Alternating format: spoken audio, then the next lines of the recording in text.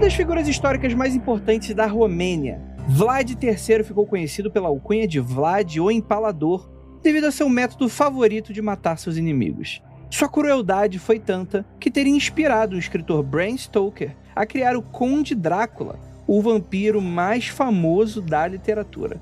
Mas será que Vlad III realmente foi tão perverso quanto sua história diz? E é claro que também é uma boa oportunidade para a gente falar de uma das histórias de horror mais influentes do século XX. E a gente vai comentar logo depois da vinheta e a gente já volta.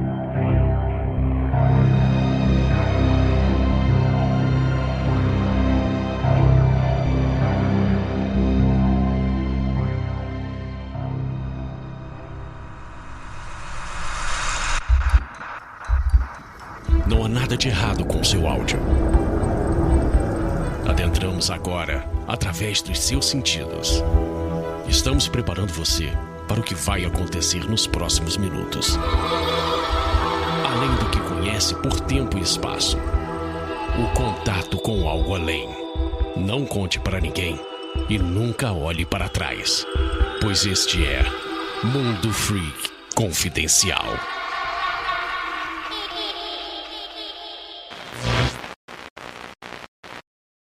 I'm Mo Rocca, and I'm excited to announce Season 4 of my podcast, Mobituaries. I've got a whole new bunch of stories to share with you about the most fascinating people and things who are no longer with us. From famous figures who died on the very same day, to the things I wish would die, like buffets. All that and much more. Listen to Mobituaries with Mo Rocca wherever you get your podcasts.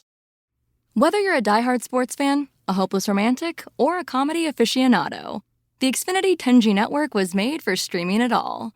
Worry less about buffering when streaming your favorite shows, movies, or live sports and enjoy a better way to watch. Xfinity gives you a reliable connection for streaming plus all the entertainment you love all in one place. Fear not, because now you can finally sit back, relax, and stream your favorite entertainment and sports like never before with the Xfinity 10G network.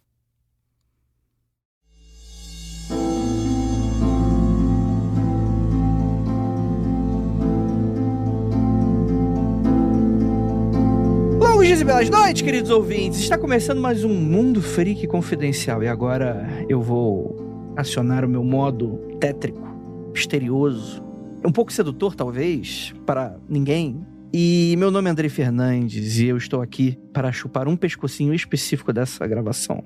E para me ajudar temos aqui Gabriela Laroca. Deixando bem claro que não é o meu pescoço, tá? Ele chupa o pescoço de outras pessoas que estão nessa gravação, não o meu aqui. Nossa relação é puramente platônica, né, Andrei? É só xingamento platônico online, não precisa se preocupar, gente. Tudo bem? E temos aqui ela, a nossa queridíssima Ira Croft. Cheguei numa ótima gravação. Quero contar pra vocês que eu fiquei num hospital que, na verdade, também era um castelo de Conde Drácula. Já sei o que eu vou falar. Isso significa que você foi mordida pelo Conde Drácula, Ira? E você virou uma vampira e agora você morde os outros? Estou aqui neste momento com a minha capa, Gabi, tampando meus olhos e olhando pra você sinistramente. Talvez... E temos aqui duas convidadas incríveis. Nossa queridíssima Yasmine. Para quem não te conhece, quem é você? Eu sou Yasmine Evaristo, eu sou uma pessoa que faz várias coisas e uma delas é falar sobre filmes, principalmente filmes de terror. Olha aí, temos aqui uma especialista em filmes de terror. E temos ela também, vindo diretamente do além, nossa queridíssima Capirogesca. Do além mesmo, né? Coitada, morta, fítio enterrada. Olá a todos, eu retornei das trevas somente para gravar este podcast, que faz meses que eu não gravo um podcast. Olha aí. Mas foi um pedido muito especial de Ira Croft, então estou aqui de novo. E pedido da Ira você não recusa, né? A gente já aprendeu isso aqui. Não. Capirogesca, sabe? Aquela cena clássica, assim, saindo, abrindo o caixão, sabe? Eu pensei um pouco no Bela Lugosi, mas aí eu percebi que eu tava mais pra Nosferatu hoje, então hoje vai ser Conde Orlok pra mim, galera. Um clássico, né? O Nosferatu é um pouco mais gasto, né? E tá lá meio, né?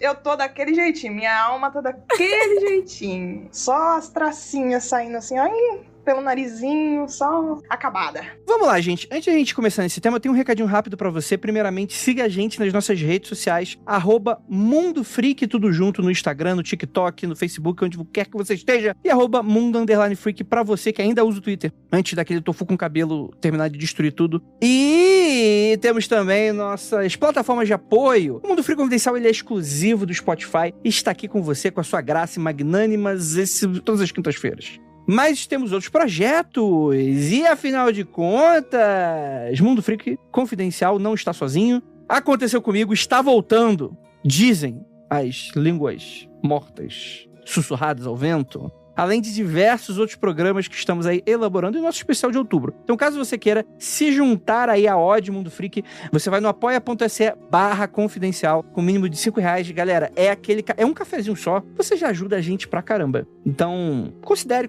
ser um apoiador se você gosta do nosso trabalho. Agora, vamos falar do Conde?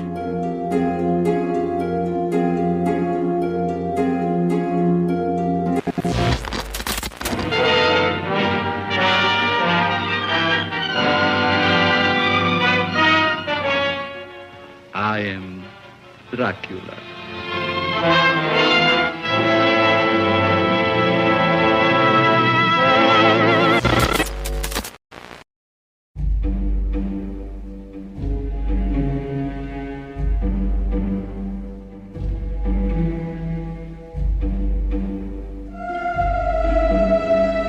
Vamos lá, galera. Pra quem não sabe, o Drácula, né, não talvez com esse nome, né, ele existiu. Ele foi o nosso Vlad Tepes, Vlad Dracul, Vlad III. Dracul porque ele faz parte de um clã, né? O clã dos dragões, né? Gabi, você é a nossa professora de história, eu não vou dar a parte histórica, não. Você que vai dar, você que se vire com os nossos ouvintes. E se tiver errado, reclame aí com os professores de Curitiba. Não é comigo. Eu sempre me fodo, né? Toda vez ele me joga essas coisas e fala assim, você que fez história aí, diz a data em que fulano fez isso pela primeira vez. Vai lá, você que é historiadora. Daí quando eu tenho vergonha de dizer que eu não sei, né? Porque vai que rouba que tira o meu diploma. Daí o Andrei fica me olhando com aquela cara de decepção, assim, burra.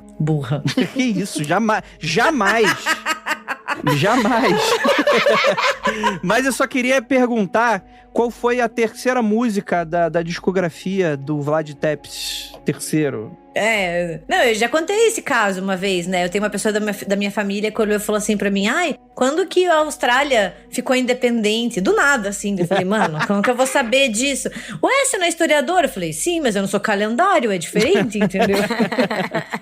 Mas é interessante que a gente tem aí essa região do leste europeu muito específica, e a gente tá falando do ano de 1431, quando ele nasce, né, na cidade de Sigsoara. Acho que é assim que poderia se pronunciar. Em algum lugar que esteja certo, é algo diferente, talvez, né? E o Drácula, como a gente conhece, ele era o segundo filho legítimo do Vlad II, também conhecido como Vlad Dracul, né, o Vlad Dragão. E esse apelido veio depois do Vlad II, seu pai, se tornar membro dessa ordem, né, desse clã do dragão. Uma ordem para cavalheiros, em 1408, pelo rei da Hungria, com o objetivo de impedir o avanço do Império Otomano. Isso é interessante que, pra quem não sabe, tá dando mole, a gente teve quase uma Europa muçulmana, né? Não fosse pelo muito esforço de bastante gente, mas pelo esforço aí do Vlad, né? Que ficou bastante conhecido pela sua barbárie, né? Então, era um ponto de acesso ali do Grande Oriente, né? Como chamavam na época, pra Europa. E aí a gente tem esse que foi considerado um herói de guerra, né?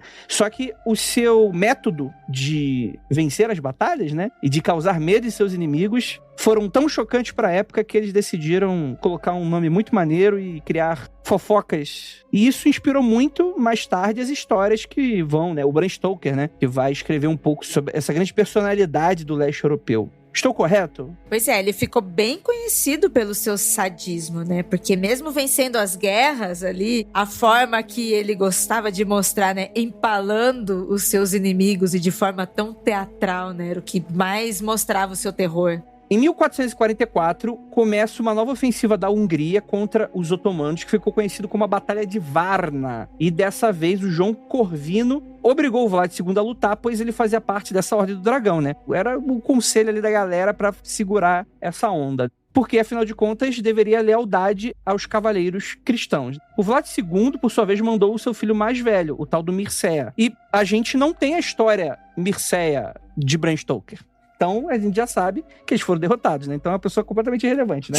O importante mesmo é o segundo filho. Coisa rara, inclusive, né? Segundo filho, que é sempre... sem problema, né? Porque, poxa, fica ali entre o primeiro filho e o último. E aí, né? Mas o Vlad aqui, ele conseguiu se consagrar. O menino se consagrou. E o Vlad, né? O Vlad II, o pai do Vlad III, e o seu filho primogênito, Mircea, eles foram assassinados. E o João Corvino colocou o Vlad III, que era um cara de confiança, no trono, né? No trono da Romênia, né? Em 1448, o Drácula assume esse trono, né? Oficialmente como Vlad III. E apenas 2 meses de ter assumido, Corvino forçou ele a renunciar. E ele acabou rapando fora. Ele saiu correndo. Ficando 3 anos exilados na Moldávia. Em 1451, o príncipe Bodan II da Moldávia foi assassinado e o Vlad III precisou fugir novamente. Tu vê que é um cara que ele tem sorte, né? Ele tá sempre onde que tem a tragédia que tá acontecendo, esse cara tá, né? E aí ele acabou buscando proteção com o maior inimigo da família dele, né? O próprio João Corvino. Ele pediu arrego, falou, ô João, me dá uma ajuda aqui. Que não estava muito satisfeito com o comando do seu homem de confiança e decidiu ajudar o Vlad III a voltar ao poder, cedendo a ele educadamente ali exércitos, né? E o trono, né? Em 1453 acontece a queda de Constantinopla e os reinos cristãos que já se sentiam ameaçados ficaram ainda mais apavorados. E é aí que o Vlad III invade a Valáquia. Corvino acaba sendo derrotado e morto, mas o Vlad conseguiu tomar o trono e, entretanto, acabou precisando fazer alianças com turcos para se manter no poder. Então ele ficava ali meio que naquela situação meio esquisita, né? Do tipo, pô, preciso atacar os caras, mas essa região é importante, né? Então, nessas idas e vindas, ele acabou se tornando bastante relevante aí. Em 1456, Vlad III acaba erguendo aí o seu castelo nas montanhas próximas do rio Arges, ou Arges, não sei como é que é no romeno, né? E foi aqui que os seus atos de terror começam. Ele inicia ataques aos seus ex-aliados, os turcos, e aí que ele começa essa jornada de terror, né? Com os empalamentos. Os inimigos eram colocados em estacas de madeira de 3 metros. Naquela imagem clássica, gente. No furico, e espeta ali o malandro ali em volta do castelo. E é muito interessante, porque na pauta a Jay descreve exatamente como colocava a estaca nos meninos. E eu vou poupar os nossos ouvintes dessa descrição. A Jay, ela sempre, ela vai fundo nas pesquisas dela, né? Literalmente. Olha aí. Mas sabe que eu acho uma questão muito interessante desse contexto, né? Eu não sou especialista na biografia do Vlad e muito menos desse período, assim, na Europa. Sei questões mais pontuais, né? Mais ligadas daí ao Império Romano Germânico, pra lá, mas 1453, que é quando a gente tem a queda de Constantinopla, tem 2 coisas só que eu acho interessantes da gente ressaltar aqui. Não é da noite pro dia, né? Porque quando a gente fala, parece que, assim, Constantinopla tava um dia lá e daí no outro não tava. É assim que a gente aprende na história, né? É assim, tinha um negócio chamado Idade Média, de repente ela acabou. E daí todo mundo abre, assim, a janela no dia seguinte e fala assim, nossa, como eu me sinto moderno hoje. Sabe? E que já tava rolando, né, essa questão, assim, de um medo e de uma ansiedade na Europa em relação a esses povos que estavam chegando, né? Tem até um historiador, do qual eu gosto muito, que é o Jean Deluman, e ele usa o termo cidade sitiada, né? Então, essa ideia, tipo, de uma Europa, principalmente de uma igreja católica sitiada por esses outros povos. Então, você tem esse ambiente de instabilidade. E também, eu acho que isso contribui um pouco para a fama do Vlad circular ainda mais, aliado com as crueldades, mas você já tem, né, como se fosse esse período de tensão, de medo, e a queda de Constantinopla, ela é muito significativa, porque se a gente for pensar em marcos, né, ela marca o fim da Idade Média e o início da Idade Moderna. Então também é bem interessante, porque a gente tem casos de vampiros, né, reais na história, assim, não que eles sejam vampiros mesmo, né, mas assim, relatos de vampiros, assim como as bruxas, elas existiam, os vampiros têm relatos de mortos-vivos, é tudo na Idade Moderna. Desmistifica um pouco também essa ideia de que a gente sempre acha que essas coisas acontecem na Idade Média, e sim na modernidade. Isso faz parte muito de um imaginário folclórico que realmente foi só se criar depois, né? Porque, é claro, existiam histórias e mitos e folclores que eram muito esparsos em regiões distintas, de talvez espíritos, bebedores de energia vital, lobisomens, criaturas da noite, mas eram tudo muito espaçado, né? Quem vai unir depois esses relatos vai ser agora muito recente, né? E aí depois, toda a história que sai meio que reafirma o mito do vampiro e calcifica, de certa maneira, né? Daquela coisa de você, não, o vampiro, ele se alimenta de sangue físico, se transforma num morcego e vive num castelo. Isso é muito recente, né? O vampiro não tinha esse termo ainda, era provavelmente muito diferente disso em algum momento, né? Mas, enfim, entre indas e vindas, o Vlad acaba perdendo para os turcos em algum momento, ele acaba fugindo para Transilvânia, o irmão mais novo dele assume o reino naquele período, depois volta, enfim, vai nessas indas e vindas aí, né? Mas a sua fama realmente ele precedeu, assim, é muito interessante como esse hábito dele fazer esses empalamentos públicos acabava criando histórias, né? Eu não fui a fundo para saber se essas histórias acabavam sendo reais ou não, mas o pessoal falava que ele até fazia isso com pequenos animais. Que é muito doido, se for verdade, né? O cara ficava ali nos ratos, nos morcegos e nos passarinhos, o cara gostava de ficar empalando as coisas, né? E aí, após permanecer preso, né, exilado, de 1462 até 1474, o Drácula consegue voltar ao trono valaquiano após a morte do seu irmão e a expulsão do candidato apoiado pelos turcos, só que os homens de confiança de Vlad voltam à Transilvânia e o deixam bastante vulnerável a novos ataques, né? E pouco tempo depois, os turcos voltaram com uma nova ofensiva e dessa vez ainda mais forte. O exército do Vlad era muito pequenininho, ele sofreu uma nova baixa quando os plebeus se recusaram a lutar por ele, né? Tipo, pô, tadinho dos plebeus, né? E o Drácula acaba sendo morto, teoricamente, quem sabe, em batalha, perto ali da cidade de Bucareste, em 14 de dezembro de 1476. E ainda existiriam debates entre historiadores do que de fato teria acontecido. As histórias variam sobre ele ter sido morto pelos otomanos ou por burgueses valaquianos desleais, né? Mas dá pra ver que isso é algo que não é tão... Quando você descobre um pouco dessa história, né? Isso não é tão surpresa assim, né? Porque uma região de tamanha disputa é o tipo de coisa que acontece mesmo, infelizmente, né? Ou felizmente, não sei, né? Talvez as pessoas realmente não gostassem do cara ficar me empalando tudo. Fica aí, né? Mas é muito interessante, né? Que a gente tem, inclusive, a sepultura do Vlad III, né? Que tá lá até hoje, etc. E essa é a história com H maiúscula, que seria desse Vlad III, nosso Drácula, né? E aí a gente tem um legado que vai atravessar gerações. Mas só relembrando essa parte aí dos vampiros que vocês estavam comentando, eu acho muito legal que é mais ou menos dessa região que surge, né? Dessa região do leste europeu, que surge a primeira história de vampiro. Tipo, de um vampiro pessoa, que é um cara chamado Arnold Paoli, que, assim, estou chamando ele de Arnold, mas provavelmente não é essa pronúncia. Mas é ali por cerca de 1700 e pouco, ele é considerado o primeiro, tipo, a grande história de vampiro, tipo, tiveram outras, que nem o Andrei falou, que foram, assim, histórias, né, de lugares isolados, apareceram em determinados lugares, poemas, etc, etc. Mas essa foi um rebuliço enorme na Europa. Todo mundo queria saber um pouco sobre essa história. Tipo, ai, meu Deus, o que está acontecendo? Todo mundo ficou muito chocado. Tipo, até o Voltaire escreveu sobre isso uma época. Então, todo mundo queria tirar uma casquinha da história. É na região da Medveda, né, ali da Alemanha e tal. E todo mundo queria falar um pouco sobre isso. O Papa mandou enviados pra falar, para saber o que estava acontecendo. Então, tipo, todo mundo tava meio confuso. E o que está acontecendo? E isso foi, tipo, um pontapé muito importante pra começar aí desbandar um monte de história de vampiros que a gente tem no começo do século XIX. Então, é muito legal, tipo, tudo meio que vai pra esse lugar do leste europeu, sabe? Então, tudo meio que acontece ali quando a gente fala de vampiros. Pelo menos os primeiros passos eles estão ali, e é muito legal que, tipo, o Vladzinho, o pequeno Vlad, também tenha vindo dali. Eu acho que tudo isso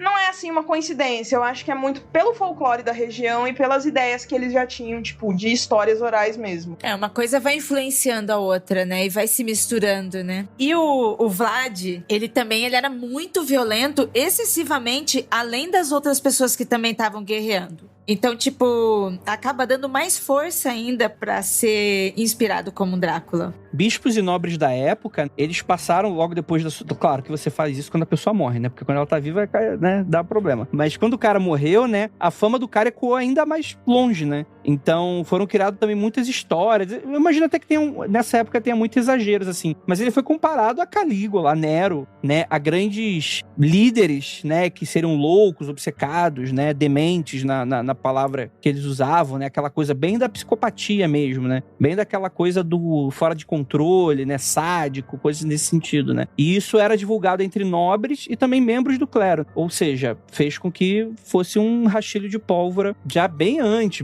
do 1700, né? Poxa, o cara morreu aí em 1500, né? Eu acho tudo isso muito interessante porque o Vlad, né, o Drácula, como a gente conheceu, muito mais pela história do Bram Stoker, né, e as outras adaptações, acho que ele é um exemplo dessa figura, né, essas figuras históricas, que elas vão meio que ganhando vida própria, né, então assim, elas partem de uma existência, de uma pessoa que existiu, só que com o tempo vai ficando cada vez mais difícil de conseguir mapear o que é verdade e o que não é, né, ou assim, o que cresceu, o que foi aumentado, quais lendas foram acopladas a esse indivíduo, sabe, para ele se tornar algo que já é muito além de só uma pessoa, de só uma personalidade, né? Vira um representante. E eu acho que isso é um ótimo exemplo, porque a gente, enquanto historiadores, não sabe muito bem o que não é relato oral, né? O que não foi dito e acaba até virando meio que um telefone sem fio, né? E vai aumentando e assim por diante. Eu acho essa parte muito interessante, tratar com uma certa cautela também, quando a gente fala do Vlad.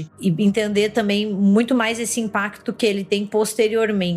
Pensando aqui justamente no que a Gabi falou, porque o meu comentário é justamente esse, como vira um telefone sem fio. Então você parte de um ponto onde você tem um personagem histórico extremamente influenciável, que fazia parte de uma nobreza, né, que estava ali à frente de uma série de pessoas, e como que isso vai sendo diluído justamente na necessidade de se criar um mito. E aí como esse mito vai se mesclar também, que a Jéssica trouxe, a Ira também trouxe, como que esse mito se mescla à tradição oral, e como que isso vai reverberando por outras nações também, porque a gente tá falando disso ali, localizado ali no leste europeu, mas e se a gente for pensar quando essa história começa a sair daquela fronteira específica? Eu acho que o medo vai se tornando cada vez maior, e como a gente vai falar do Drácula, personagem literário, né, do cinema, esse mito posteriormente, a gente vai ver o tanto que o fato dele ser uma pessoa estrangeira, como que isso influencia no medo que existe por trás dessa figura, no medo que é construído por trás dessa figura.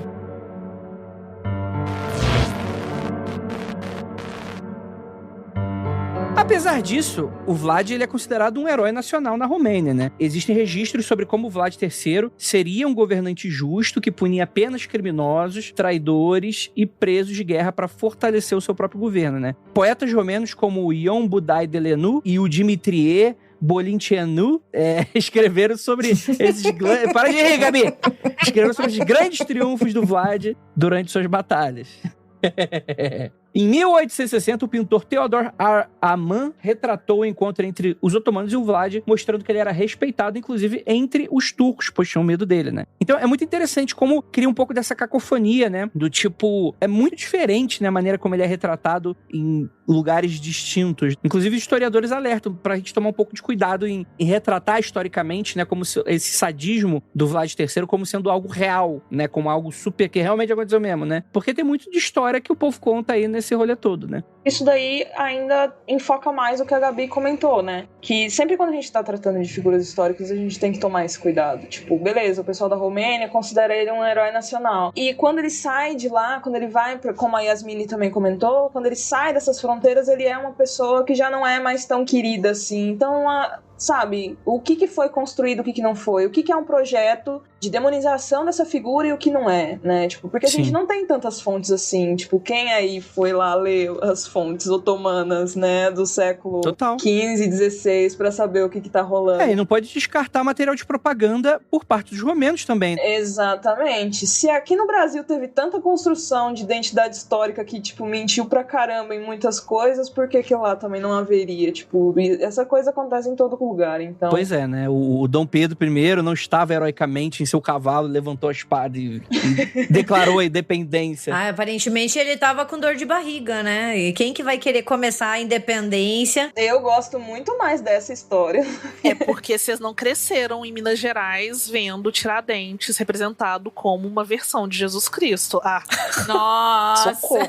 O pior é que eu cresci, Yasmini. O pior é que eu cresci, sim. Você cresceu, né? Então você entende muito bem. Você lembra daquelas figuras dos livros históricos que tapeou toda criancinha dos anos 90 por anos? Nossa, os livros didáticos. Ai, meu Deus do céu. Coisas que a gente só aprende na universidade. Eu acho tudo isso que a gente tava conversando, que a Jéssica apontou, né, que a Yasmin também levantou, é muito importante porque eu acho essa ideia de um projeto de identidade, um projeto de herói, até uma construção de tradições, como a gente fala, né, talvez seja um exemplo muito interessante aqui, né, esse caso da Romênia, ver o Vlad como um herói e encarar, né, ou até construir ele como esse símbolo, esse herói, né, essa parte da história, né, você criar isso, você fomentar essa memória, essa tradição, e fora, né, ele ser visto como essa pessoa extremamente sádica, que, sei lá, por um lado até do psicopata, né, que na época não era psicopata, obviamente, mas provavelmente a gente tem uma figura que se encontra no meio disso, né, e eu acho que nisso tem duas coisas que são muito importantes, uma que é a ideia, assim, do que uma Europa mais ocidentalizada vê, né, dessa Romênia, e sempre olha como outro, né, então olha onde tá a barbárie nunca tá onde eu tô, né, ela sempre tá no mais longe, né, no território mais distante. Então esse cara fazia isso, a gente não fazia. O que a gente sabe que é uma bela mentira, né?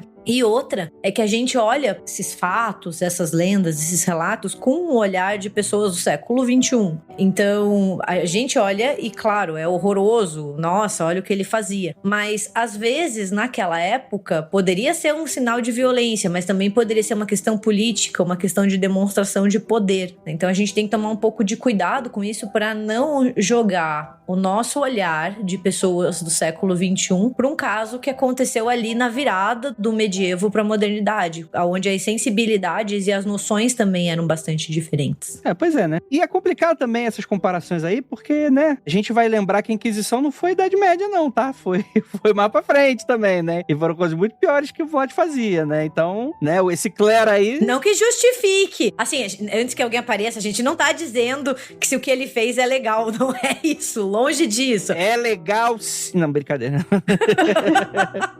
Porque sempre aparece alguém, né? Não é essa questão. É só, tipo, que a gente tem que tomar um pouco de cuidado quando a gente olha, porque é uma questão de sensibilidade diferente e até de uma noção do que é civilidade, do que é humanidade, muito distinta do que a gente tem. E como o Andrei falou, né? A Inquisição foi na Idade Moderna, bruxas foram perseguidas na Idade Moderna. Então, assim, essa ideia de luzes e de renascimento e de gente bacana e a Europa Ocidental sendo boazinha e o resto sendo mal, a gente sabe que é tudo mentira.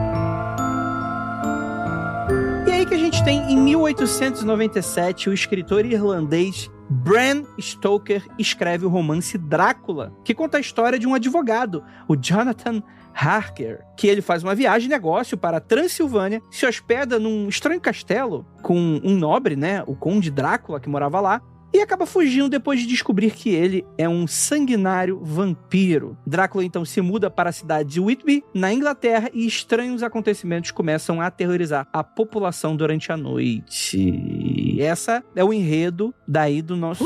Lindo! E eu vou dizer pra vocês, hein? Assisti pela primeira vez Drácula de Bram Stoker, o filme, mas eu vou falar dele só mais pra frente. Vamos falar do livro primeiro? Porque o livro ele tem um impacto muito interessante aqui, né? Primeiro de tudo, vamos dar uma problematizada aqui um pouquinho? Ou a gente puxa isso pra depois? Tem a questão do livro aqui. Eu vou ser o lacrador de hoje, gente. Tem a questão aqui com o livro que, depois que eu descobri, eu ficava, cara, isso faz tanto sentido. Que essa é a visão que, por mais que o Bram Stoker ele seja irlandês, a gente tem que pensar no contexto de Reino Unido, né? Então a gente tem a Inglaterra como, manda em tudo, etc e tal, né? Então você tem os membros, né, intelectuais, escritores, poetas, ingleses. E aí o que acontece? Hoje em dia não sai mais Drácula, né? Você falar sobre um estranho e exótico, bizarro morador do leste europeu que vem aqui para a Inglaterra, né, pro aqui eu moro na Inglaterra, até parece, né? Que vem aqui pra Inglaterra pra aterrorizar todo mundo, né? Isso é muito uma visão do inglês preconceituosa pra caralho com a galera do leste europeu, né? Exotizando essa relação e da maneira como enxergam pessoas que vão lá procurar trabalho, né? Enfim, negócios, que alugavam casas, saca? Isso não é muito diferente da maneira como outras pessoas pensam em outros aspectos aqui, na realidade que a gente vive hoje, né?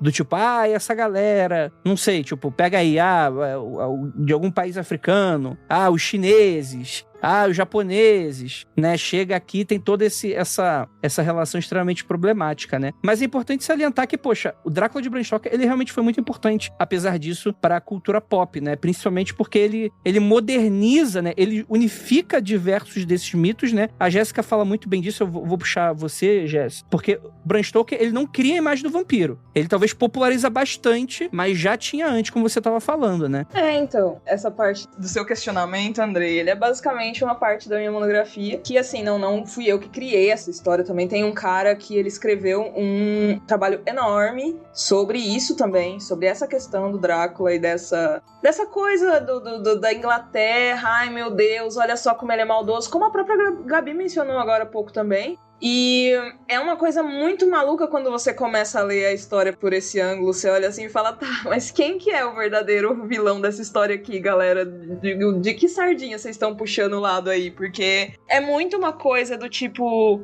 Oh, meu Deus, como ele é malvado, ele é um imigrante malvado, vamos bani-lo da nossa vida. E, tipo, né, é uma demonização muito grande dessa parte do imigrante do leste europeu que chega até a Inglaterra. Isso daí é pesadíssimo, assim, né, um questionamento muito necessário de ser feito. E o Bram Stoker, ele realmente, ele leu muito sobre histórias de vampiros. Ele leu muito, é encontrado no escritório dele, né, lá, vou chamar de escritório o quartinho da bagunça, onde ele escrevia, mas assim, onde ele tinha as suas grandes ideias, foi encontrado muitos desses antigos contos, né? O século XIX, ele é recheado de histórias de vampiros. E poemas também, principalmente a parte ali da Alemanha, escreveu muitos poemas sobre vampiros, tipo, nem sempre usando esse nome, mas sempre com essa coisa do espírito sugador de sangue. E principalmente ali depois de 1818, que é quando a gente tem assim o primeiro conto que, né, dizem que marca, os estudiosos acreditam que seja assim o grande primeiro conto de vampiro, que é o conto do Polidori, que ele utiliza o fragmento do Lord Byron, que foi feito naquela noite do Frankenstein, aquela noite do que eles estavam lá na Vila Diodati e etc. Então, esse é considerado o primeiro conto de vampiro. A gente acredita que o Bram Stoker tinha esse contato com essa história. A gente acredita que ele tinha contato com outras muitas histórias. Era muito fácil ter contato, por exemplo, com Varney, o vampiro ali de 1840. Eu tô com 1900 na cabeça, né? Vocês me perdoem. Mas foram muitos contos. Só que o Drácula, ele se sobressaiu. E aí, a gente não dá pra saber, assim, o que veio primeiro, se foi o ovo ou a galinha, ou se, tipo, o Drácula realmente foi um sucesso estrondoso e meio que tampou com sua sombra todos os outros contos, ou se, tipo, foram os filmes e a cultura pop do século XX que fez com que o Drácula se sobressaísse, sabe? Ou se foi um processo entre os dois. Uma coisa ali meio termo. Ambos aconteceram, tipo, meio que ao mesmo tempo. Mas é um fato, né? O Bram Stoker tinha conhecimento dessas histórias. Ele tinha conhecimento porque ele era um cara muito versado na literatura. Ele trabalhava com teatro. Ele conhecia uma elite literária ali. Era um grande amigo do Oscar Wilde. Várias coisas fazem com que as pessoas acreditem que ele tinha conhecimento dessas histórias. E tudo isso meio que auxiliou para essa criação do Drácula, sabe? Tanto que se você pegar elementos, assim, muito próprios do Drácula, você vai encontrar isso em histórias antigas. A própria Carmila tem algumas coisas ali. São várias coisinhas, sabe? Nossa, a Carmila foi bastante influenciada. Bastante. Foi. Então foram muitas coisinhas que, tipo, formaram o Drácula. Ele é meio que um amálgama de muitos contos de vampiros e muitas histórias folclóricas. Sabe o que eu acho muito interessante disso que a Jéssica estava comentando? Porque, assim, não sou estudiosa de Drácula nem de vampiros, né? Mas a gente percebe quando a gente vai acompanhando, né? E já que a gente falou do Vlad enquanto essa figura histórica, que na modernidade a gente tem uma preocupação maior com o sobrenatural, com essas questões, né? Assim, de natureza, imaginação, limites entre sobrenatural, natural, préter-natural, essas coisas. Primeiro ali nas bruxas, né? E depois a gente tem ali, antes do século XIX, né? Ali no 17 e no 18, muitos tratados, e daí não eram histórias ou poemas, né? Como a Jéssica falou ali que vieram depois, mas sim estudiosos que faziam tratados, que faziam uma produção filosófica sobre mortos-vivos, que daí se tornariam os vampiros. E é muito interessante porque é muito mais uma questão de entender essa natureza, de fazer uma discussão filosófica, explorar essas leis, entender esses relatos, né, que aconteciam. E aqui os vampiros, eles justamente parecem muito mais, eu vou falar assim de uma maneira bem geral, mais zumbis do que vampiros, né? Porque eles eram tipo mortos-vivos, né? Eles não... E hoje em dia, quando a gente pensa em vampiros, a gente pensa praticamente no Drácula, né? Então a gente tem essa mudança de chavinha ali no 19, que entra daí com o vampiro se tornando, ou o morto-vivo, deixando o domínio, né, dessa discussão filosófica, teológica, para entrar na literatura, para entrar na poesia. E isso é muito legal, porque acaba que meio que borrando as origens. Então a gente não sabe muito bem quem começou, quem consolidou, de onde vieram todas as referências. Gabi, eu vou aproveitar que você falou aproveitar que ela entrou um pouco nessa área de morto-vivo, porque zumbi é meu monstro preferido, então eu vivo lendo sobre zumbis. E quando a gente vai fazer pesquisas e procurar saber de onde que você tem alguns relatos da oralidade, sempre acontece muito esse cruzamento com a figura do morto-vivo, o que dessa figura vira o zumbi, o que dessa figura vira o vampiro, e cruza muito também com as histórias de bruxa, porque sempre é tudo muito relacionado a essa fronteira de morte e vida, que não é ultrapassada, não é nem porque ela é ultrapassada, mas justamente porque ela não é ultrapassada. É essa criatura que não morre, mas ela também não tem uma vida completa e o corpo tá ali se deteriorando e tal. E aí eu queria só completar um pouco pensando também que na literatura, quando o vampiro toma essa forma que não é desse morto-vivo, dessa figura decrépita que realmente tá ali perdendo toda essa camada de carne, né, que ela tá ali se deteriorando, existe algo muito forte relacionado à sedução, que ao meu ver tá completamente ligado também a essa sedução da novidade. Por isso que esse imigrante é visto como esse malvadão também, não é só uma sedução dentro dessa ideia sexual que a gente tem, é a sedução do que é novo, do que é diferente, do que pode ser mudado, sabe, de como que isso vai influenciar todas aquelas pessoas que vivem naquela pobre cidade londrina que vai ser atacado por aquele criatura malvada. E aí eu acho que, né, já adiantando um pouco, pensando na adaptação do Coppola, como que ele consegue trazer isso na figura do Gary Oldman como o Conde Drácula. Eu não li o livro, né, mas foi igual ao filme, a sexualidade é realmente muito forte em toda essa relação, né, limítrofe, né, de você ter essa seduzência também, né.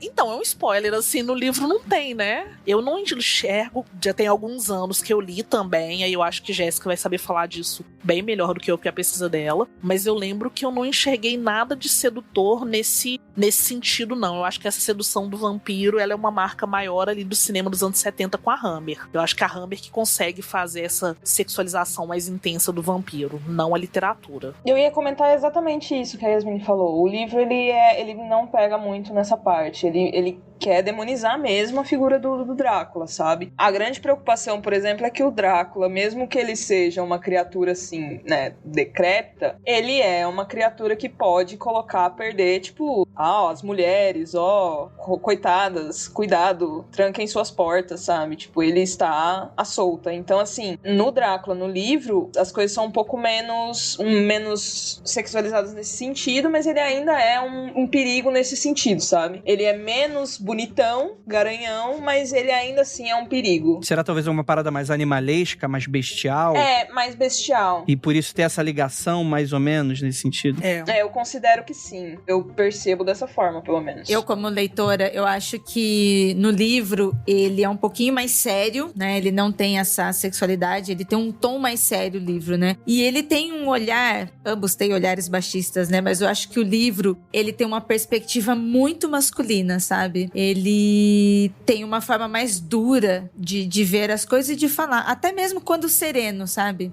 E o formato das cartas, né, que são mais presentes ainda no livro. Era isso que eu ia falar. É importante a gente lembrar isso. O livro ele é feito por meio de cartas que são trocadas do Jonathan com a Mina, né? Alguns relatos do doutor, que eu esqueci o nome agora. Qual é o nome do doutor? Van Helsing. Do Van Helsing. Mas tem um outro também, que é o... Desculpa, não o doutor não, o Renfield. São, né, pedaços do diário do Renfield. E você tem algumas outras coisas, tipo o relato do barco, que seria o barco no qual o Drácula veio, algumas matérias de jornal. Então a gente tá vendo o tempo inteiro a história dessa pessoa sendo contada por terceiros. E eu acho que isso justifica também que não seja algo tão erótico, né? Que é algo extremamente demonizador. É porque são essas outras pessoas que têm medo dele, falando de como que essa pessoa péssima está chegando e que ela vai acabar com toda a pureza e tudo que existe de bom naquela nação que está prestes a receber ele. E isso que você falou, Yasmine, em alguns capítulos o texto, ele tem um formato muito mais informativo, né? Sim. História sendo contada por outras pessoas e também sendo informada, né? Então, às vezes as cartas, elas estavam só informando, né? Então, estão muito formais. Sim, tem muitos trechos que lembram relatos jornalísticos mesmo. A gente poderia comparar hoje em dia a um noticiário, né? Algo do tipo, assim. Porque é justamente pra falar, olha, está acontecendo isso. Meu Deus, aconteceu isso de estranho na parte X da cidade. E isso não teria muito a ver com essa questão que a Inglaterra é muito forte, essa cultura dos tabloides secular, assim. Vai muito longe, né? Antigamente, essa cultura de pânico, talvez de imprensa, né? Talvez um pouco de imprensa marrom, talvez o pânico moral relacionado a imigrantes. Não teria sido um pouco também de inspiração, um pouco, se a gente fosse misturar um pouco de tudo que estava acontecendo naquela época? E eu acho que também o formato, né? A gente tem que pensar que esses textos eram publicados em jornais. Eles eram capitulares, então eram trechos publicados em jornais. Eu acho que essa forma também do lugar onde era publicado pode ter ajudado, não sei, assim, agora já sou eu divagando, pensando realmente na ideia de um processo editorial. Eu fico pensando assim, poxa, o cara tinha muito contato com a comunidade acadêmica. Ele conhecia essa forma de poder comunicar, né, com as pessoas. Por que não ele usar justamente dessa forma de comunicação de um jornal, de um tabloide ou de algo para poder escrever um texto num formato que se assemelhasse a algo que fosse publicado ali para chamar a atenção do público? Não sei, ideias. Pensando pensamentos. Por incrível que pareça, apesar do Drácula ter feito isso pelo livro inteiro, esses romances epistolares não eram uma coisa tão nova, sabe? Se a gente for pensar bem, o início de Frankenstein é epistolar. São duas cartas que o narrador fala, ó, aconteceu um negócio esquisito aqui no meu barco, tô te contando o que é. Daí são cartas, sabe? Então, tipo, o que eu penso é que o Bram Stoker, ele se aproveitou de uma forma de contar a história porque ele queria, talvez, dar um pouco mais de realidade, talvez, de pegar e falar, ó, isso daqui poderia ter acontecido, por que não? Sabe? E adicionou o toque. Isso também é uma genialidade, ele pegar todas essas informações, tantas histórias, né, tanto folclore ali, e transformar numa obra que estamos aqui falando sobre ela, né, dessa forma. Ainda que não seja a criação o primeiro, né, eu acho que ainda é uma obra grandiosa. Eu acho muito significativo, porque, como a Jéssica falou, romances epistolares, eles são muito comuns, e eles são muito antigos, porque eles aproximam o leitor do que está acontecendo. Porque você sente que você tá lendo algo que aconteceu, um relato muito íntimo de uma pessoa para outra, entendeu? E isso acaba passando essa ideia de que, putz, será que, né? Será que é verdade? Será que não é? Será que isso aconteceu mesmo? Então você cria, né, esse senso de intimidade. Você tá lendo uma correspondência privada de outra pessoa, sabe? Olha o tanto que isso é, tipo, não era pra isso estar nas suas mãos. E chegou até você, sabe? Isso é muito maluco, sabe? É uma ideia muito boa. É um baita marketing, né? É mais ou menos o marketing do... Nossa, nem me fale. É mais ou menos o marketing da Bruxa de Blair, né? Pô, será que aconteceu? Ó, será que sim? Cara, eu ia comentar justamente isso. É um formato que, poxa, hoje a gente masterizou totalmente no sentido de, pô... É o baseado em fatos reais. Exatamente, né? E é um marketing pra fofoqueiro, gente. Pra gente que gosta, que fica curioso pra saber. Exatamente, gente. O fofoqueiro fica feliz.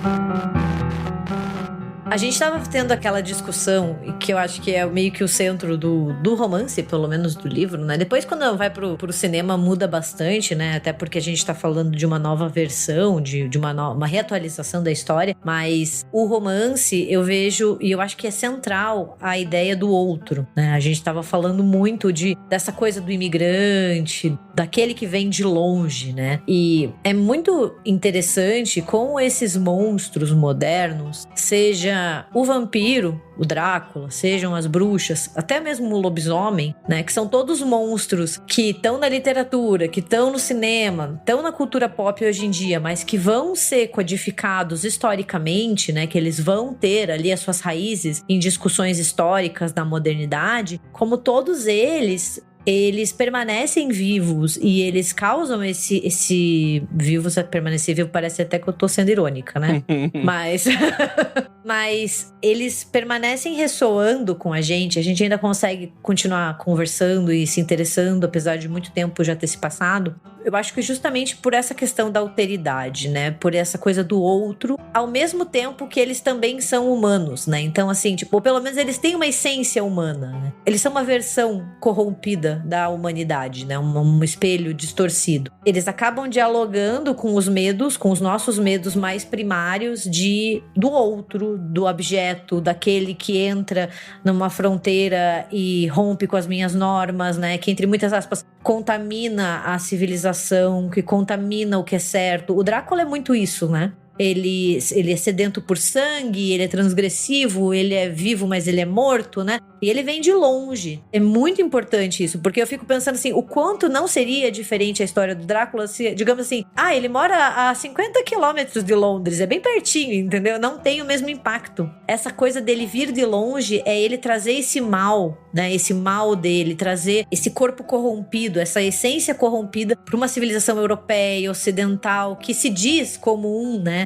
Um dos pontos da civilização. Isso é muito interessante. Assim, gente, como eu não li o livro, vou falar baseado no filme, né? Então é meio que uma afirmação com pergunta, né? Mantém-se a história de origem dele, né? Que ele seria o Vlad III, etc e tal, e no filme eles mudam historicamente, né? Seria que ele consegue vencer os turcos, só que, sei lá, um turco vem a cavalo, joga uma flecha, manda uma mensagem falando que o Vlad morreu, a mulher do Vlad acredita, se mata, se joga, né, da janela, no rio, e quando o Vlad chega, fala, pô, eu lutei por Deus, pela parada, né, e aí ele me tira a minha amada, né, e aí ele profana, né, a imagem sacra, né, e amaldiçoa, e aí seria a origem do Drácula como saindo do personagem histórico e entrando na imortalidade profana e amaldiçoada do vampiro, né. Isso se mantém no livro, eu imagino, também, né. Não, não tem nada a ver. Não.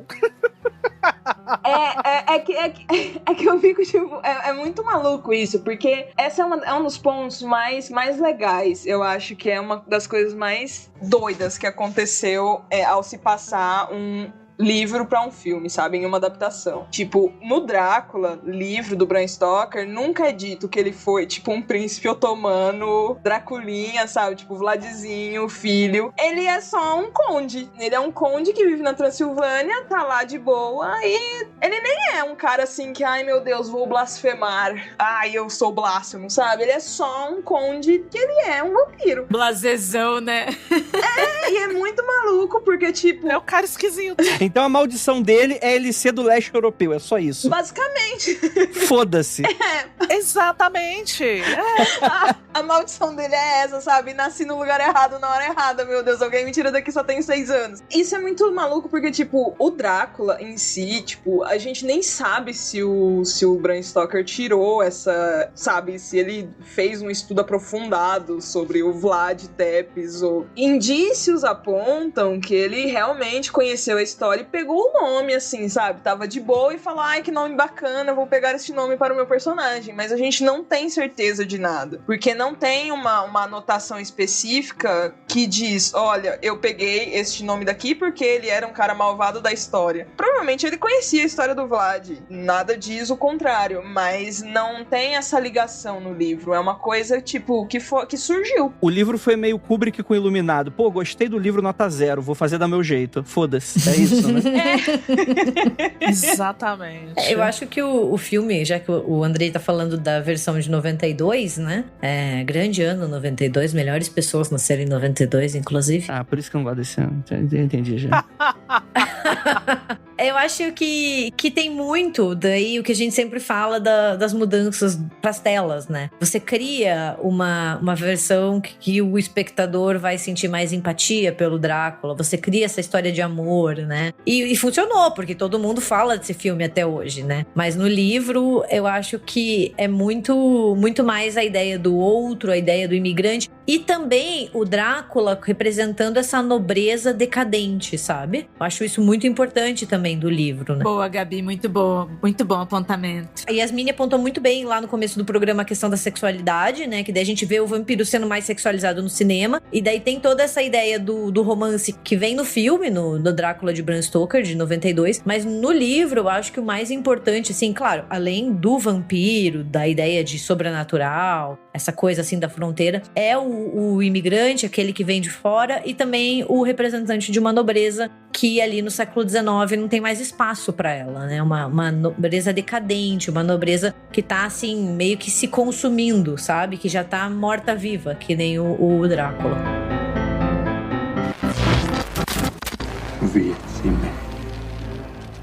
God, who are you?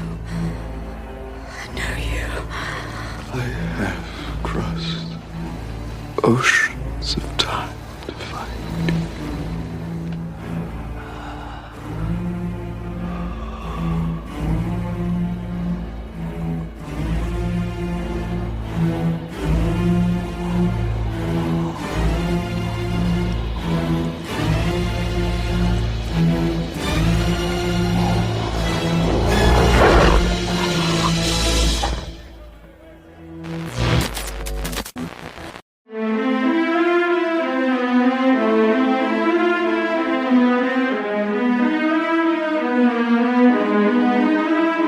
Eu queria perguntar pras meninas sobre o filme, tá, gente? Ó, eu amo o filme, tá, ouvinte? Eu gosto também, gosto da trilha, gosto, sabe? Acho um filme bonito, visualmente bonito, mas enfim.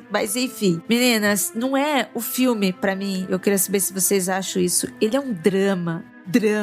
É um drama, assim, uma dor, que, tipo assim, tem horas que, tipo assim, o terror do filme, pra mim, parece muito mais essa dor desse cara. E também pelo poder, né? Porque ele tem poder sobre a mulher dele e depois sobre a mulher dos coleguinhas, né? Deixa eu fazer um mansplaining aqui com a Ira e traduzir o que ela tá falando. Ela tá falando assim, faltou morte, muito drama, muito amor, muita paixão, romance tá por fora. A parada dela é matança, sanguinolência. É isso que ela quer. Ela pega aquele machadinho que ela tem, sabe? Que ela às vezes mostra no Instagram. E daí ela fica sentadinha assistindo o filme com o machadinho. Morte! Exatamente. Morte! Mais morte! Mata! Exatamente isso. Tô errado, Ira? Não, assim, é que eu acho que a Ira, eu não sei, porque é muito da época, né? É muito é aquela coisa meio paixão, um negócio meio idílico, meio o amor além da vida, que atravessou a imortalidade e voltou, e aí tem aquela coisa, reencarnou, sei lá, se no livro é tratado como uma reencarnação, né? Nem tem. Não, e tem uma coisa do egoísmo também, né? Ele é egoísta. Ai, a minha mulher se matou, então agora eu vou querer pegar a mulher do meu coleguinha porque ela é a cara da minha esposa e eu sei que ela é a encarnação dela. Vou destruir o amor do outro pra ter o meu. É isso. Sim. Esse drama, assim. Eu quero aquela moça, sendo que eu já tenho 3 moças no meu castelo. Cara, não. É muito egoísmo. Esse aí levou a poligamia a sério demais. Eu sou da opinião polêmica, eu não gosto do filme do Coppola. Olha aí. Eu peço perdão a todos que estão aqui comigo neste momento. Sim, eu tô impactada. Nunca mais vou ser convidada pro podcast. Não. Eu vou te salvar, eu vou pular na bala na tua frente. Eu vou falar pior, eu assisti hoje o filme, eu nunca tinha assistido. Datou, hein? Datou, hein? Jesus amado. Que bom que você assistiu, né? Gostei que você assistiu. Que bom. Olha aí. Foi só uma vez que vocês me chamaram que eu não consegui. Eu assisti um filme, você me chamou pra ver uma quintologia. Eu assisti um filme, e porque eu não tive tempo, porque eu sou um empresário cheio de coisa pra fazer, Gabi. Perdoar, sim. Esquecer, jamais. Parabéns, Gabi.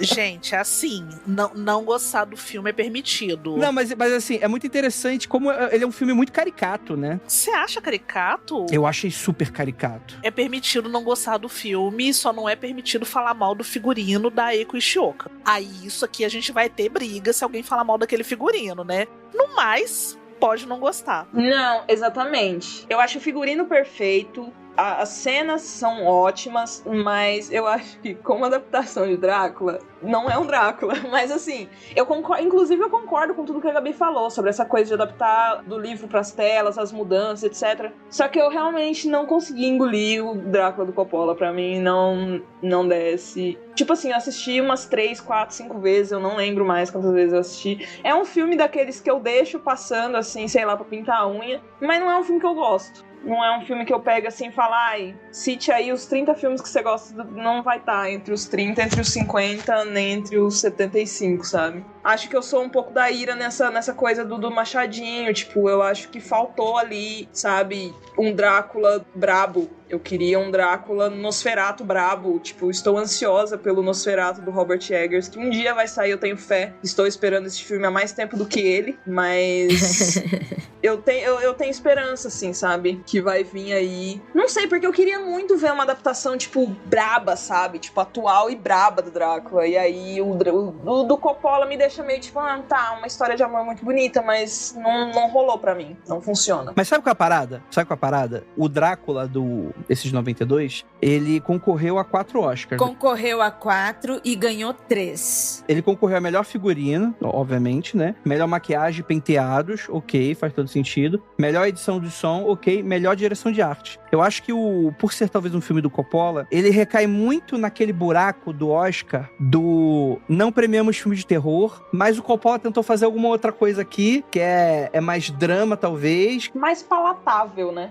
Que fica a coisa menos... Porque, tipo assim, não vai ter aquela sanguinolência, porque, é o Coppola fazendo e é um cara que vai querer transformar na parada mais artística do ponto de vista pra galera dessa época, tá? Eu não vou entrar nesse rolê, se filme de terror é arte ou não, etc e tal. Que até hoje é o tipo de coisa discutível, né? A gente sentiu falta aí do Nope no Oscar, né? E não ia estar mesmo. A gente sabe como é que funciona o Oscar, né? Enfim. E eu não acho que seja um filme ruim. Tipo, ele tem muitas qualidades mesmo. Ele só não funcionou pra mim como adaptação, sabe? Tipo, filme, achei ele incrível. Como adaptação, pra mim, não rola, sabe? Eu acho que pra mim ficou mais aceitável porque eu vi o filme primeiro e li depois. E aí eu só fui conhecer o livro depois. A tua referência principal é o filme, né? Não tem como. Isso, então ficou aquela coisa de lembrança, entende? Ficou, sabe, marcado. E anos 90, né? Enquanto a Gabi tava nascendo, eu já era ali criança, né? Já tava conhecendo as coisas, né? Eu vou contra todos vocês, porque eu amo esse filme. Assim, eu gosto muito. Acho ele maravilhoso. Mas eu também concordo, porque eu acho que a gente tem que olhar pra ele como um filme independente, não como uma adaptação. Acho que talvez seja esse o pulo do gato. Porque se você vai esperando que ele seja fiel ao livro, e é Drácula, entendeu? Tipo, o próprio título dele já faz a gente ter essa expectativa. É muito difícil, né? Você se decepciona, porque tem muitas mudanças. Ele realmente é mais um romance, um drama gótico do que um filme de horror, né? Ai, gente, mas eu me derreto toda quando Gary Oldman fala que ele atravessou oceanos de tempo para encontrar ela, entendeu? Eu acho tipo, é muito lindo. Eu entendo quem não gosta e quem reclama também, porque ele é muito diferente. E pra mim, o melhor Drácula vai ser sempre o Bela Lugosi, assim. Eu acho ele excepcional, né? E eu acho que vale também uma menção, um parênteses aqui, muito importante, porque é o seguinte, eu falei, não falei mal, mas eu... Mas também não falou bem.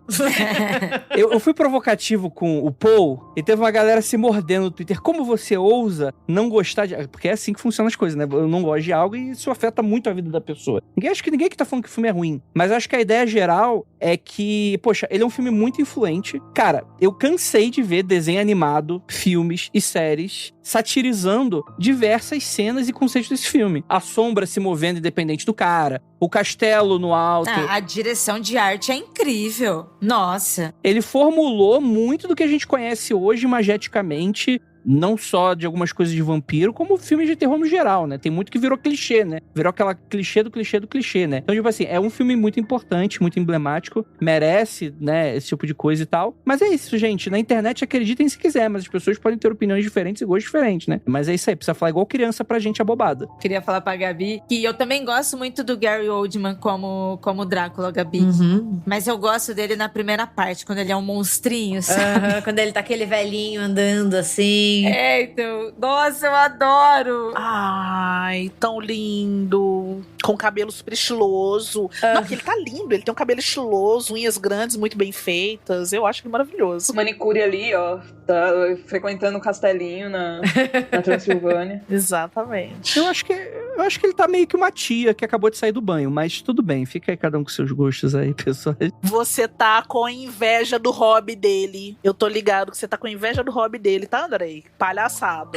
Tô, verdade. Com certeza. Deve ser muito confortável. Eu acho que o filme, ele é muito mais um produto independente do que... O título causa mais conexão do que até a própria história, sabe? Ele parte ali de algumas coisas do livro e segue pra outro rumo, né? E uma coisa que eu acho bem interessante, porque ele meio que começou uma tendência ali nos anos 90, né, desse tipo de filme. Tem um estudioso de cinema de horror que eu gosto, que é o Thomas Austin, e ele chama essa época de filmes como costume horror, né, que são esses filmes grandiosos, com grandes figurinos, né, acho que, não sei se foi a Yasmine que acabou de comentar sobre o figurino do Drácula, né, do Bram Stoker. E a gente tem, sei lá, em 92 o Drácula de Bram Stoker, tem Mary Riley em 96, Frankenstein de Mary Shelley em 94, e até uma entrevista com o Vampiro em 94. Então ele abre meio que essa tendência, né, desses filmes mais grandiosos. E eu gosto muito, mas eu tenho um fraco ali por essa história de amor, gente. Eu sou manteiga derretida, assim, eu acho. Isso aí, Gabi, atravessando os mares do tempo. Só pra bater de volta, dar um soco. Assim, atravessei oceanos de tempo só pra te dar um soco de volta. Pau! Isso aí, você sabia, Gabi, que o amor e o ódio, eles estão muito próximos. Isso é verdade. Então eu sei que você gosta de mim. Eu acho que eu vou aproveitar o que Dona Gabi falou sobre o Drácula dela preferido ser o Bela Lugosi. E aí eu quero fazer uma pergunta pras meninas e pro Andrei. Gostou das meninas? Tcharam. E pro Andrei. Tam. Porque você chamou o filme de... Como que você falou? Você falou que achou o filme caricato. Inclusive, depois a gente vai conversar sobre isso. Datado e caricato. Datado e caricato. A gente ainda vai conversar sobre isso, não agora, porque a gente vai ter que sair na porrada. Datado é você, Andrei. Você é datado, tá? Exatamente. Verdade. Mas eu queria saber das meninas quais são, ou qual é o Drácula preferido delas e tal, porque eu tô muito com a Gabi nessa, sou fanzoca do Bela Lugosi. Eu tenho um Bela Lugosi em cima da minha cabeceira, da minha cama de Drácula, porque eu acho ele um fofo. E eu adoro dar boa noite pra ele antes de dormir. Mas porque a gente teve tantos Dráculas estranhos, eu acho que ao longo da história do cinema, que eu queria perguntar, e principalmente antes disso citar, que eu gosto muito também dos Dráculas da Hammer. Eu acho que eles são bem relevantes para isso tudo que a gente falou dessa construção do mito na cultura pop, já passado essa onda toda dele só na literatura, né? Como que ele ganha outras formas e vai ficando cada vez mais palpável quando ele vai pro cinema. Bom, aí eu vou me contradizer, porque o meu Drácula preferido é o Drácula do Adam Sandler de Hotel Transilvânia. Ai, meu Deus! Eu amo! Não, eu com todo respeito, Bela Lugosi, Christopher Lee, etc. Perfeita. Eu amo todos eles. Mas eu sou apaixonada por Hotel Transilvânia. É um filme que, tipo, eu amo de paixão. Então, assim, se for pra perguntar meu Drácula preferido, infelizmente, eu tenho que ser sincera. E você está certo. Posso falar um negócio que vocês vão talvez me odiar? Isso vai mudar muito a perspectiva de todos vocês aqui de sobre mim. O Drácula do Drácula 2000. Pô, Gerard Butler faz um... Caraca, Nossa, desenterrou essa. Nossa. Mas, Andrei, você viu o resto da trilogia? Óbvio que não, né? Eu tenho uma que faz da minha vida, Jéssica, pelo amor de Deus. André, veja, por favor. O Drácula do segundo filme é excelente. Ele é um cara bizarríssimo, sinistríssimo. Ele é tenebroso, assim, é péssimo. O ator é péssimo, tudo é péssimo, o filme é péssimo. Assista, sério, de coração. É uma trilogia excelente. Excelente de ruim. Eu vou. Mas uma coisa que me marcou muito no filme do Drácula 2000, que assim, esse é terror clássico, né? Acho que se passa num avião. Tem um pedaço que é no avião, isso. Isso. Estão levando o caixão do Drácula no avião, né? Começa a acontecer as mortes, etc e tal. É muito filme mequetrefe, assim, horroroso. Mas uma coisa que me marcou muito é que a origem do Drácula nesse filme, ela é totalmente diferente, tanto do livro quanto do filme do Bram Stoker, né? Ele tem origem na Bíblia, né? O Drácula aqui é Judas, né? Porque tem é muito maneiro esse conceito, né? Que tem eu acho que é o... Desculpa, é o Judas ou é o Caim? Eu sempre confundo agora que tem outro que é Caim. Ele é Judas. É Judas, né? Caim eu acho que é no Anjo da Noite. Não, ele é Judas. Ele é Judas porque tem o rolê das moedas, de ser enforcado. Isso! Que tem um trecho bíblico que falaria que acho que o Judas ia andar pra sempre. Não tinha um lance desse, né? Isso. E esse pra sempre virou, na verdade, ele ia ser imortal. Então, muito maneiro, assim. É um tipo de heresia, né? O cara condenou o filho, que também é Deus, né? Até os cristãos se resolverem aí o que ele é. Mas é o cara que, né? Tipo, é o maior herege e traidor de todos, né? Então, isso é muito interessante dentro dessa mitologia. Lembra muito também o RPG do Vampiro à Máscara, né? Também tem um rolê desse aí de misturar conceitos bíblicos com os conceitos todos, né? Muito interessante. Eu falo mal dessa trilogia, assim, mas eu falo mal de coração, porque eu gosto muito dela. Tipo, o Patrick Lussier, ele é um cara que ele entende muito de folclore, de vampírico, que ele tirou uns elementos, assim, de histórias muito antigas pra fazer, sabe? Tipo, o cara tinha criatividade, o que ele não tinha era dinheiro e apoio. O único apoio que ele teve foi do Wes Craven, que também, tipo, não foi lá muitas coisas assim. O cara teve que fazer na cara, na coragem, R$10 e um quisuco pro elenco, sabe? Então, eu apoio muito essa trilogia, é tenebrosa, tipo, muito ruim. O terceiro filme é, assim, péssimo, mas assim, o cara tinha muito conhecimento, pelo menos. Eu acho que ele contou com algum consultor, alguma coisa. Tipo, no segundo filme tem um rolê de que o Drácula tá preso e jogam contas nele, tipo, não sei se é arroz, alguma coisa do tipo, e ele precisa, tipo, contar cada uma delas, porque tem um folclore em algum lugar, em algum momento do universo, que tinha o vampiro que, tipo, ele precisava contar tudo, sabe? A Vila Sésamo tem esse Count Drácula aí. Então, tipo, o cara usou isso no meio de um filme sério, sabe? Sério entre aspas, entre muitas aspas, porque não é nada ali é sério. Mas é uma baita trilogia, péssima, mas assim, tem cheiro dos anos 2000, sabe? Aquele filme que você olha assim e fala, isso não poderia ter sido feito em outro momento. Total, nossa, com certeza. É equivalente àquele filme de tubarão, aquele do Samuel Jackson, saca? Pra mim Nossa, sim, muito bom. É o mesmo filme, você troca o tubarão pelo vampiro, é a mesma coisa. Sim, exatamente. Gente, tem até o filme do tubarão e do Drácula. Nossa, maravilhoso. É verdade, peraí. Fato, verdade, verdade. Ira, como é que você não sabe disso? Como é que você nunca assistiu esse filme? Não assisti esse. Eu sei, mas eu nunca assisti. É o Chárcula. Chárcula. Chárcula. É o Chárcula. É que não é fácil achar todos esses filmes de tubarão, não. São muitos filmes. Amiga, eu vou procurar, se eu achar, eu te passo. Tá bom. É os dois temas que era mais gosto do mundo, vampiro e tubarão, pô. É isso.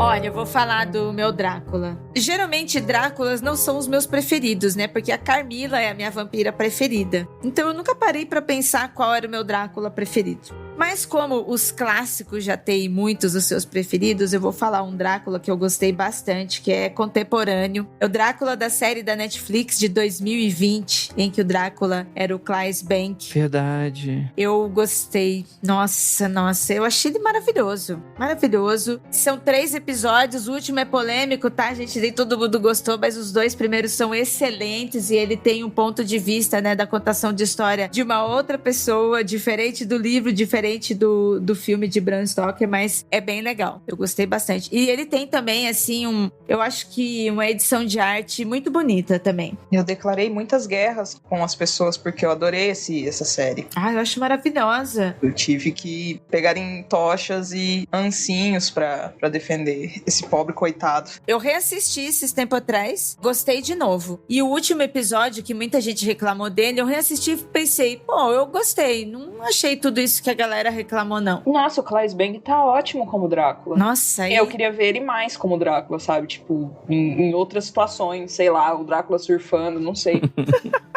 Ele poderia ser porque, pô, ele é gatíssimo, gente, sinto muito. Ele seria um ótimo Drácula, sendo... Acho que daria as duas junções, né? Daria pra ser ele muito gato, sedutor, e ao mesmo tempo ele é muito mal também. Sabe uma versão de Drácula que não é Drácula, mas poderia ser, que eu gosto muito? Gente, eu adoro aquela telenovela da Globo, O Beijo do Vampiro. Cara, é verdade! Cara, como? Tem o Boris Vladescu. Cara, e eu ia falar justamente que o Drácula do Bram Stoker, o filme de 92, me lembra muito Beijo do Vampiro, bicho. Ai, eu adorava. Não, eu era obcecada. Bem, eu sou noveleira, né? Assisto tudo que possa. Assinei até um streaming só pra assistir as minhas novelinhas, entendeu? Mas, cara, o Beijo do Vampiro é uma que eu assisti religiosamente. Até hoje mora no meu coração. Nossa, eu também. Maravilhosa. Eu assisti ela inteira também. Caramba. Kaique Brito em seu auge. Eu preciso assistir direitinho, que eu só peguei umas partes, sabe? Tipo, na época eu não assisti, tipo, todos os episódios, mas agora que eu assisto novelas nas tardes, Sim. como uma senhora, eu fazendo tricô, agora eu posso assistir tranquilamente. Largou o Twitter pra viver a eternidade do tricô. Ah, eu tô amando. Ai, é maravilhosa. Essa novela é ótima. É muito legal. Melhor coisa. É muito sensacional. Você vai amar. Cara, acabei de lembrar de um Drácula que eu também gosto muito, que é o... É que assim, ele não é o Drácula, né? Ele tem um nome de Drácula e ele é um vampiro e ele, enfim, né? Cara, que é o Drácula do Castlevania. Olha, eu só não citei ele, Andrei, porque eu pensei, mas o Drácula do Castlevania, ele é muito cuzão. Ele é muito cuzão, sabe? Ele não é cuzão, Ira. Ele é o cara apaixonado pela mulher, que você odeia. Ele é triste. Ele sofreu. Então, eu sei, mas ele é um triste. E daí ele resolve que ele vai foder com o mundo inteiro. O Drácula tá certo aí, né? Exatamente, é um triste demais, é carente demais. Aí eu fico, nossa, cara, meu Deus do céu, agora eu concordo. Drácula sad boy. Aí por isso que eu sou mais a Carmina, né? Vou matar todos os homens velhos vampiros desse lugar. Então, eu vou dar um realce também, é porque a série da Netflix, ela é muito boa. Inclusive, ela é escrita por aquele cara que tá canceladíssimo, Warren Ellis, que é um puto escritor, assim, independente... Por que ele tá cancelado? Eu não sabia o que foi. O Warren Ellis, ele é aquele roteirista de quadrinhos que ele fez o Planetary. É que rolou umas denúncias de que ele assediou, não lembro se do jeito mais bizarro possível, ou se foi assédio de funcionário, mas ele foi bem escroto com uma galera, assim, que trabalhou com ele. Mas o cara é um puto escritor, né? E a série é boa. É verdade, tá aqui na página dele. Tem um monte de coisa. Pois é. Mas, enfim, né? Isso aí. A vida é a gente descobrir que as pessoas que fazem coisas que a gente gosta são completamente imbecis, né? Mas, cara, a série da Netflix ela é muito boa, mas os jogos também são bem legais, assim, né? O Drácula dos jogos é aquele, o famoso nunca, morre nunca, né? Então ele tá sempre voltando e tal, e ele tem a frase famosa, né? O que é o humano se não uma miserável pilha de segredos, né? Que virou memes aí, inclusive com Cebolinha.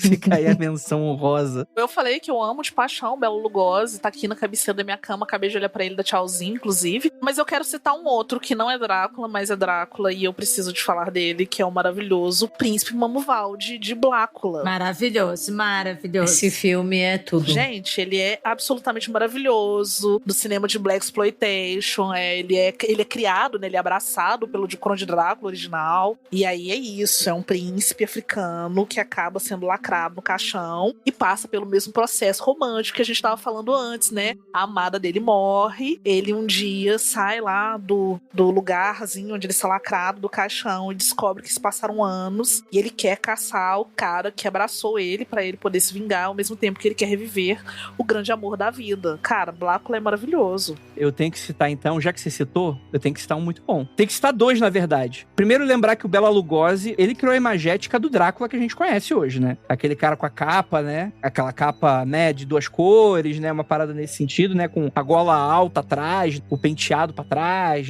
bem engomadinho, assim, essa imagem clássica. Rosto pálido, aquele bico de viúva na cabeça, né? Eu acho que aquele bico de viúva é essencial pra imagem do Drácula. Vocês sabem que é um bico de viúva, né, gente? Eu tô falando que mas não faço a mínima ideia, mas é aquele... Então, é porque normalmente eu falo bico de viúva e as pessoas falam, não entende. Bico de viúva é quando o cabelo, a linha do cabelo, faz aquele biquinho na frente, assim, que parece realmente um bico de passarinho.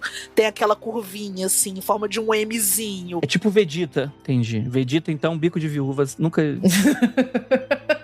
Entendi. Bico de viúva, gente. O Vegeta, inclusive, é o primeiro calvo com bico de viúva que eu conheço, inclusive. Enfim, 2 Drácula que vale a menção honrosa aqui, ó. Aquele Drácula do Ed Murphy. Que eu... Um Príncipe em Nova York. Isso, Um Vampiro em Nova York, cara, que é um filme que deve ser horroroso. Um Vampiro em Nova York. Mas na época, eu lembro muito, o cara matando, assim, arrancando o coração dos outros. E o coração palpitando, assim, na mão dele, assim, fora do corpo. Cara, que coisa... Eu lembro até hoje, cenas desse filme, mas jamais vou reassistir. E outra coisa é o Drácula Morto Mais Feliz, é o do Leslie Nielsen. Leslie Nielsen fazendo Drácula, que eu também só assisti uma vez, eu não tenho coragem de assistir esse filme. Leslie Nielsen é a grande imagem do comediante que não dá pra assistir mais nada hoje em dia, porque periga tu falar, cara, que porra é essa, sentir dessa porra. Ah, não, mas Drácula Morto Mais Feliz foi dirigido pelo Mel Brooks, vale a pena rever sim. Vale a pena.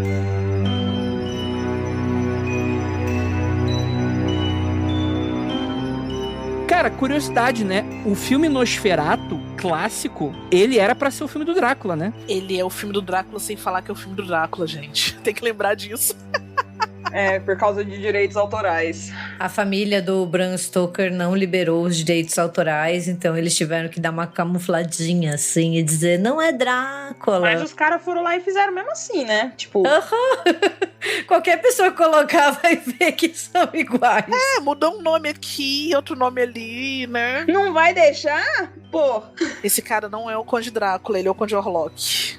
Mudou o nome e pronto. E ele tem a imagética preconceituosa dos judeus, né? Do início do século XX, né? Toda aquela imagética que depois vai se tornar famosa por causa de propaganda nazista. E não só por causa de propaganda nazista, né? A Europa sempre foi muito antissemita. E aí eles usaram essa imagética, né? Aquela coisa meio ratinho pra colocar ele, aproveitando já que, pô, novamente, né? É aquilo. Um cara do leste europeu tá sendo satanizado, demonizado, etc e tal. Os caras do Nosferatu aproveitaram, né? Isso é... Desculpa aí, a galera da cinéfila, é expressionismo alemão, né? O Nosferatu, o original, né? Uhum. Então, aproveitaram, então, pra também colocar a imagética dos seus preconceitos também, né? Então, tem aquela imagem, né? Do dentinho, né? Aquela coisa bem, orelha pontuda, que é bem da imagem retratada do judeu pelos preconceituosos antissemitas. Que, inclusive, roda até hoje, né? É isso. Faltou mais alguma coisa? A gente falou tanto de tudo. O que faltou pra gente falar do Drácula, né? Acho que nada, né? Na verdade, eu queria falar só uma curiosidade. Aqui em Belo Horizonte tem uma frota de carros que chama Transilvânia, porque a dona chama Silvano. Aliás, não é Transilvânia, né? É Transilvana, porque a dona chama Silvana. Eu acho que pra mim, assim, é o máximo efeito que o Drácula alcançou na cultura pop. Uma frota de carros chamada Transilvana.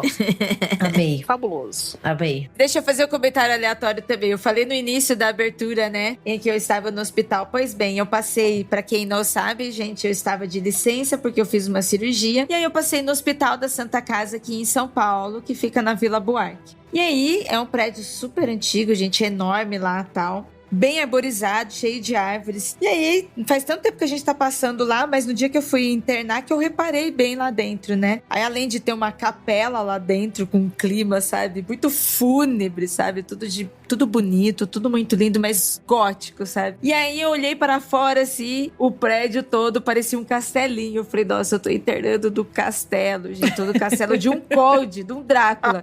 E o nome do prédio é Lara. Eu estava internada no Castelo Conde de Lara. Pronto, eu vou sair daqui vampira, gente. É o mínimo que eu espero. E aí saiu, né? É isso aí. Se eu sair vampira, eu não sei, mas saiu. Alguma coisa saiu, né? Tá aí, né? Ai, cara, excelente, excelente.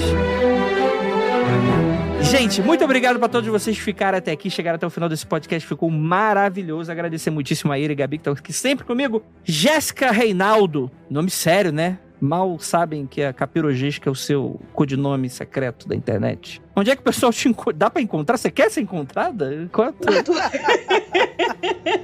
Atualmente vocês só me encontram no Instagram. E assim, no Instagram eu tô bem ativa atualmente. Então só que o Capirogéssica is dead. Agora é Jéssica Reinaldo. que eu tô usando por lá. E é só por lá mesmo, galera. Só isso. E pode me encontrar no meu blog também, mas é mais fácil me encontrar no Instagram, porque aí eu deixo o link do blog nos stories e é isso. O blog também, coitado, às vezes eu posto lá, esqueço de colocar link. É uma tristeza. Abandonei tudo. Deixei tudo de lado. Me escondi na floresta. Não me encontre, né? Siga o caminho encantado. Se você conseguir, parabéns. Perfeito. Yasmine, onde o pessoal te encontra? Então, vocês me encontram no Instagram e no Twitter, apesar de eu não ser muito ativa no Twitter, é @Yasmine com Y. Vocês me encontram também no Longa História, longahistoria.com.br. Tô sempre lá escrevendo sobre filmes. Pra quem gosta de podcast, eu também tô no Feito por Elas, podcast só sobre a produção de mulheres no cinema. E aí vocês me encontram também no @ovelhasnegras.col, que é do coletivo Ovelhas Negras, que eu tenho com vários amigos maravilhosos. E a gente tá ali compartilhando nosso trabalho, fazendo listas, dando dicas. Inclusive a gente fala de música às vezes, além de falar de cinema sempre. Perfeito. Então é isso, gente. Eu gostaria muito de agradecer a presença de vocês até o final desse podcast. E aquilo, não olhem para trás.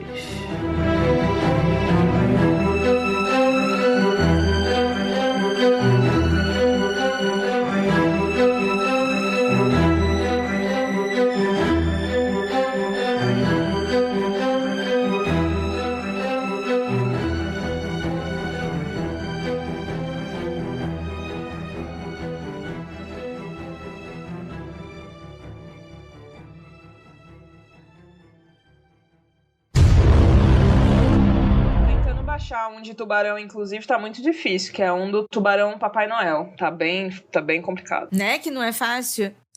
Nossa, que lindo isso! Um filme aí que eu não posso deixar de perder, né? Amiga, achei. Já tá na minha lista de filmes de Natal. Achei o Chárcula. Obrigada. Se eu não conseguir te passar o link, eu baixo e depois te disponibilizo no OneDrive aqui em off.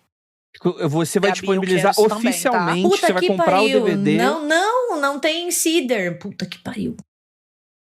Depois que eu assisti. É um filme que tá na boca da criançada, né? O interesse público tá maravilhoso. Deixa aí, comigo que eu vou resolver. Eu faço o Matheus resolver, não se preocupa.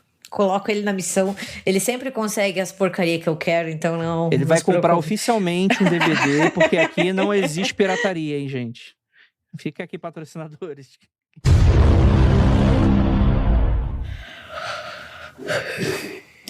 Coisa mal educada, hein, Gabi? Coisa mal educada, você bocejando, hein? É que você me dá sono. Caralho, olha isso, Irene. Me defende aí, pelo amor de Deus. Você já junto com a Gabi.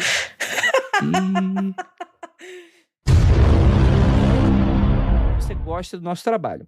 Agora, vamos falar do Conde? Eu gosto que no Rio de Janeiro tinha uma expressão que era no cu do Conde. Mas não era o Conde Drácula. Acho que era um prefeito do Rio, mas eu era muito pequeno para entender piadas desse calibre. Então não sei muito. E, gente, cara, é impossível a gente falar. Murilo, corta a fala do... Não, mas deixa a Gabi falar o que ela quiser, comentar o que ela quiser. Eu entendi o que você quer que eu fale. Você fala assim, ó, o André está correto, como o professor de história está dando esse aval. O André está corretíssimo, ele aqui está recebendo a minha estrelinha de professora de história. Perfeito, é só isso que eu queria, um pouco de validação. Desculpa, gente, aqui tá me mandando uma mensagem sobre alguma coisa do RDM, eu acabei me desligando, desculpa. Ah, que traição, olha só. Que traição. Falando com outro podcast. Quero o original dela. mundofreak.com.br